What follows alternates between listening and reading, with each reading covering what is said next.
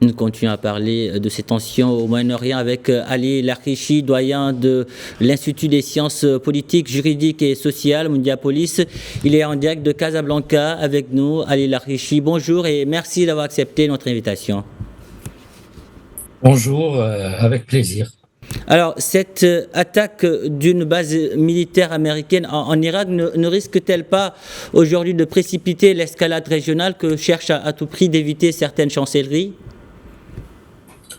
En fait, cette attaque, il vient avec plusieurs choses qui se passent malheureusement dans cette région, donc au Proche-Orient. Il se peut, en effet, que ça peut mener vers, je dirais, cette région-là est devenue une poudrière. Et cette fois-ci, maintenant, c'est une base américaine qui est touchée.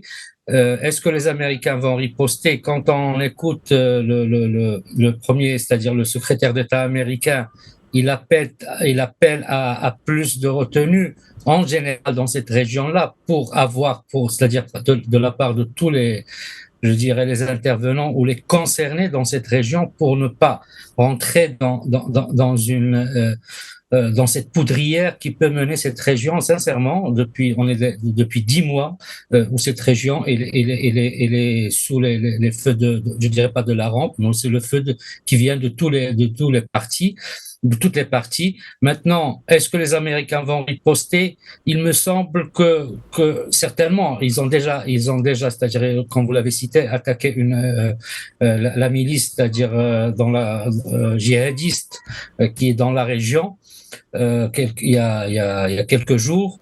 Je ne pense pas qu'il y aura une riposte assez forte, mais peut-être cela va être ciblé.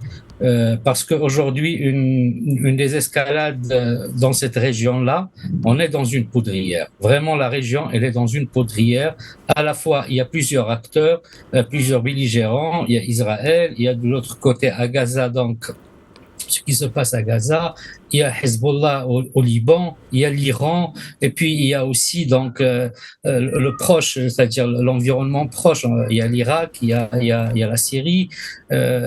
Donc tous ces acteurs-là, tout ce qui se passe dans cette région-là, s'il y a une intervention musclée, ça va mener peut-être comme vous le dites, à une désescalade qui sera, on ne saura pas où elle s'arrêtera, malheureusement.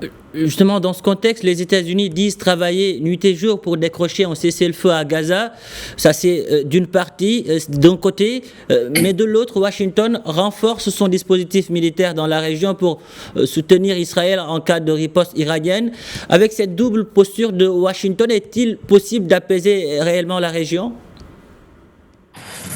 Et sincèrement, toutes les analyses du monde aujourd'hui, quand on voit ce qui se passe dans cette région-là depuis 10 mois, comme j'ai dit, il y a plusieurs acteurs, plusieurs belligérants, plusieurs alliances. Maintenant, l'alliance d'Israël avec les États-Unis, elle est claire depuis toujours, pas seulement pendant ces 10 mois. Mais en même temps, on voit de l'autre côté, il y a l'Iran, il y a aussi le Yémen, donc les Houthis au Yémen, il y a le Liban avec le Hezbollah, il y a les islamistes aussi, donc au niveau de la Syrie et au niveau de l'Irak. Est-ce que l'appel qui a été fait par le secrétaire d'État américain, c'est-à-dire pour apaiser la région, bien que les forces militaires américaines sont là dans cette région et renforcent leur présence, est-ce que cet appel va à une écoute? On l'espère tous, parce qu'à un certain moment, comme j'ai dit au début, c'est une poudrière. On ne sait pas où ça peut s'arrêter, puisque ça ne concerne pas que deux États. Il y a ce qu'on appelle les proxys, mais il y a aussi dans cette région je dirais plusieurs alliances, chacune à un niveau différent. Il y a d'abord l'alliance d'un côté de l'Iran avec le Hezbollah au Liban, avec le Hamas au Gaza, avec les Houthis au Yémen, et puis de l'autre côté nous avons donc bien sûr les États-Unis avec Israël. Et puis il y a la recherche, il y a les Nations Unies, parce que les Nations Nations Unies aussi, avec la communauté internationale qui appelle à corps et à cri que ce qui se passe au niveau de Gaza depuis 10 mois s'arrête. Donc, nous avons la communauté internationale, nous avons la puissance américaine qui est là, nous avons le conflit qui ne fait que s'accentuer, on ne sait pas où, à quel moment Israël va arrêter, c'est-à-dire à Gaza, c'est-à-dire son intervention à Gaza. De l'autre côté, nous avons au niveau de l'Iran donc les États ou les alliés, les proxys. Et à quel niveau est-ce que ces proxys ne sont pas rentrés au début au conflit? Nous avons vu l'attitude de Hezbollah, c'est vrai qu'il n'est pas rentré en conflit, mais maintenant nous avons au sud du Liban, nous voyons qu'il y a des attaques de par c'est-à-dire le Hezbollah et aussi de par Israël de l'autre côté, c'est-à-dire des ripostes. Nous avons vu l'action des Houthis au niveau du Yémen avec ce qui se passait à Bab el-Mandeb, qui est un passage du commerce international, surtout avec les navires israéliens et puis avec les autres aussi.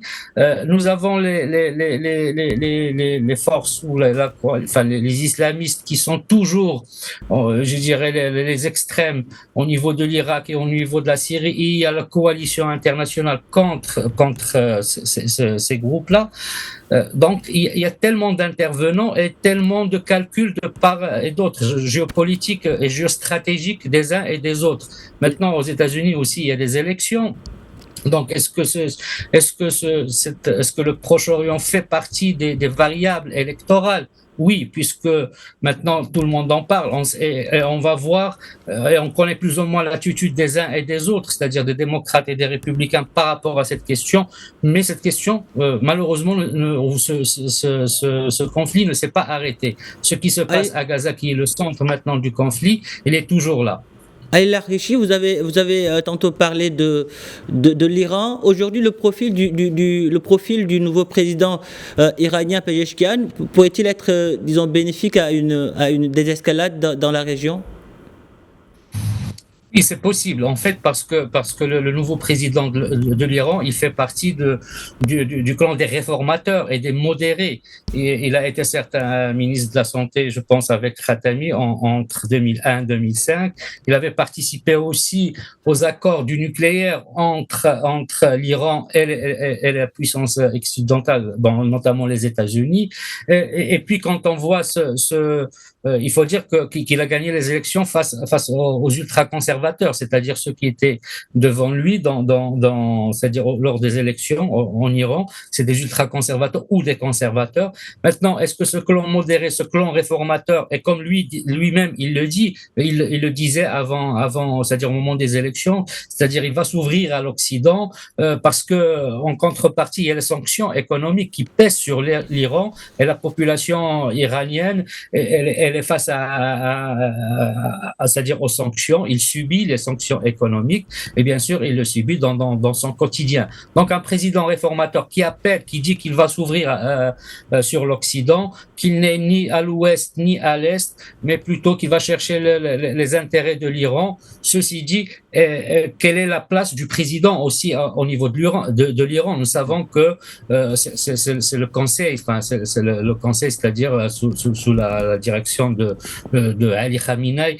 Donc c'est le Conseil suprême qui a la politique, qui a les mains de la politique étrangère en Iran. Est-ce que ce président modéré va aller dans le sens d'une solution, je dirais pas d'une solution, mais d'un apaisement, d'abord avec les pays de l'Occident, et en contrepartie, sa politique peut-être mènera puisque l'Iran il fait partie, même s'il n'est pas impliqué directement dans le conflit, mais comme j'ai dit par des proxys, peut-être va lever un peu la main et il y aura une solution, je dirais une solution de paix globale ou de paix plus ou moins dans cette région qui souffre Et je pense toujours à Gaza, puisque le conflit se concentre aujourd'hui entre Gaza, c'est-à-dire la Palestine et Israël.